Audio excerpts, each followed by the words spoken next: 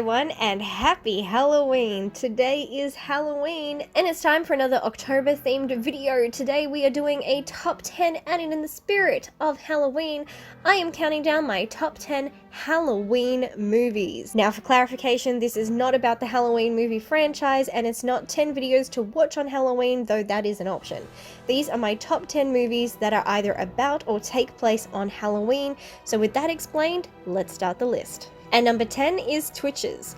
Twitches is a 2005 Disney Channel original movie based on the popular Twitches book series published by Scholastic Press. Directed by Stuart Gillard and written by Melissa Gould and Dan Berensden, it follows twin witches who were separated at birth and were adopted by two different families who meet on their 21st birthday and must use their powers to save the world in which they were born, where their birth mother still lives.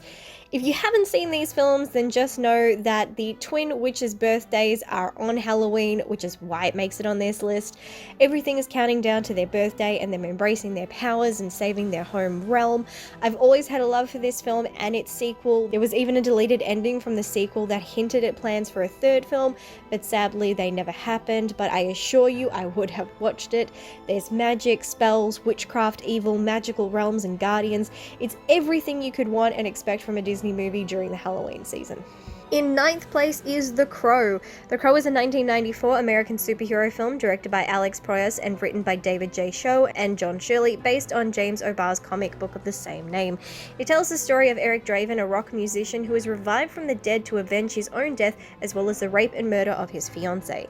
If you haven't seen The Crow, it is well worth the watch, and I feel still holds up all these years later.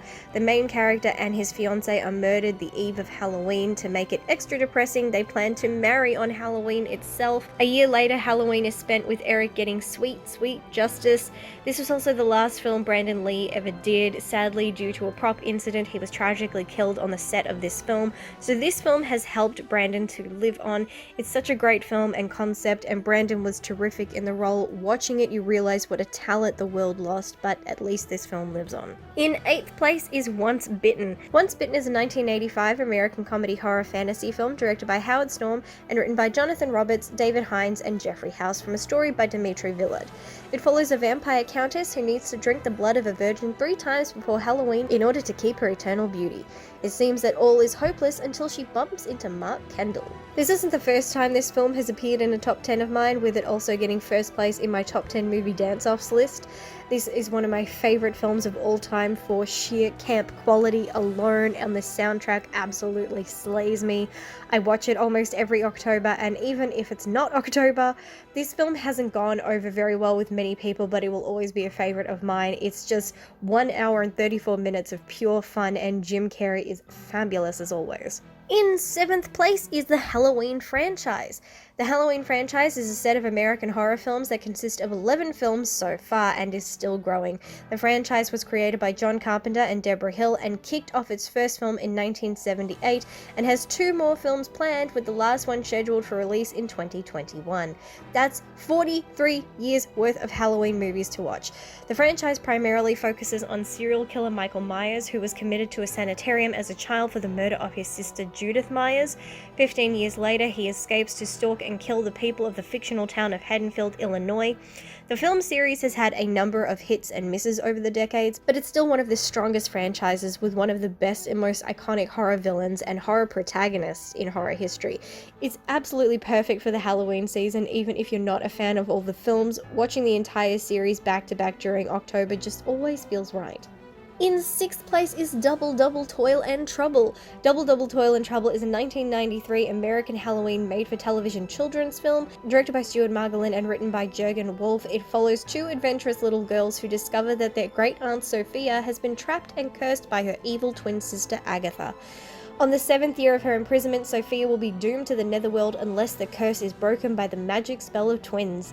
I watched this film originally when I was very young, and it always stayed with me, so I've reconnected with it over the last couple years. This story about twins and twin magic, I see some similarities with Twitches, and the magic of Halloween. Having the Olsen twins playing 2 sets of characters was awesome, and Cloris Leachman playing herself and her twin.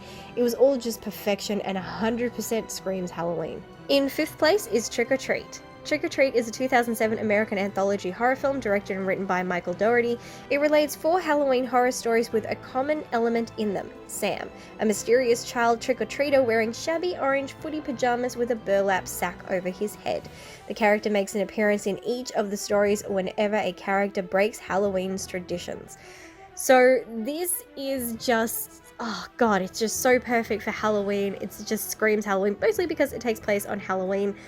I love that each anthology is not just a separate story, it's all connected, so it's both an anthology and a full-length film because each story is woven together and is connected, and they all take place at the same time, so that part is great. There's elements of serial killers and the supernatural and urban legends, and you just have this amazing amalgamation of everything you could possibly want or find on Halloween. In 4th place is All Hallows Eve. All Hallows Eve is a 2013 American horror anthology film directed and written by Damien Leone in his feature film directorial debut. The film incorporates scenes from 2 of Leone's earlier shorts, The Ninth Circle and Terrify, which also featured the character of Art the Clown, and the main theme of the film is that of a homicidal clown that terrorizes his victims. I had no idea what I was going in for when I first watched this film, and it has now become a Halloween tradition. I watch it every October. I never get sick of it. Art the Clown has become my number 1 absolute favorite killer clown. I even have a video of my top 3 killer clowns, and Art is number 1. I loved his own solo film Terrifier, and I cannot wait for the sequel. In 3rd place is The Nightmare Before Christmas. The Nightmare Before Christmas is a 1993 American stop-motion animated musical dark fantasy Halloween Christmas film directed by Henrik Selick from a screenplay by Caroline Thompson based on a story and characters by Tim Burton. It tells the story of Jack Skellington, the king of Halloween Town, who stumbles through a portal to Christmas Town and decides to celebrate the holiday. There is a lot of debate with people whether this film is a Halloween film or a Christmas film. In my book, it is both, because all of the events of this film take place in Halloween Town. That is where it is set. It is characters from Halloween Town who are discovering Christmas. So you can either watch it for Christmas or Halloween. It still works perfectly. Oh, Danny Elfman just does such good work with not just the music, but he also does a singing voice for Jack Skellington, and he is fantastic. I think myself and so many others have grown up with this film. I've introduced it to my nieces and they loved it as well. It's a film that has become timeless and will continue to be so. In 2nd place is Hocus Pocus. Hocus Pocus is a 1993 American fantasy comedy horror drama film directed by Kenny Ortega with a screenplay by Neil Cuthbert and Mick Garris from a story by Garris and David Kirshner. It follows a villainous yet comedic trio of witches who are inadvertently resurrected by a teenage boy in Salem, Massachusetts on Halloween. Again, this is another film that has appeared on many of my top 10 lists. Hocus Pocus has appeared on my top 10 musical numbers in non-musical movies. It has appeared in my top 10 witches movies. Could have appeared in another one, I'm not entirely sure, but now it's appearing on this one. Again, it is a traditional October film for me, and I'm sure many others. When I get up to the H's in my marathon, I have to watch Hocus Pocus. I have yet to introduce my nieces to it. I will be doing it this year because they must know the fabulousness that is Hocus Pocus.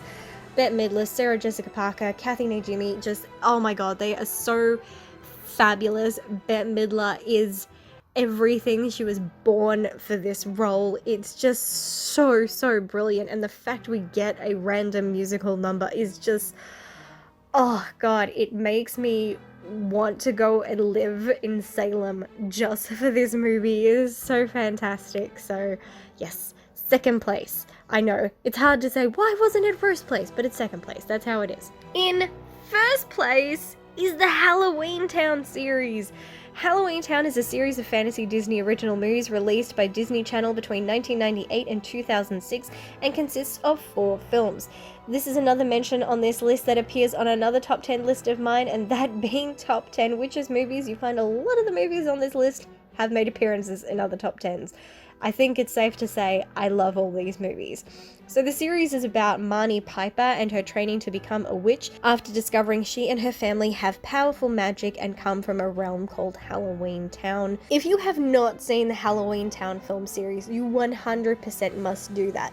Although if you opt to not watch the fourth one, nobody would blame you, as there was some issues that went on between 3 to 4. But nevertheless, these films are so wholesome and nice. There's nothing horrible about them. They're really easy to swallow. Anybody of any age can watch them and enjoy them.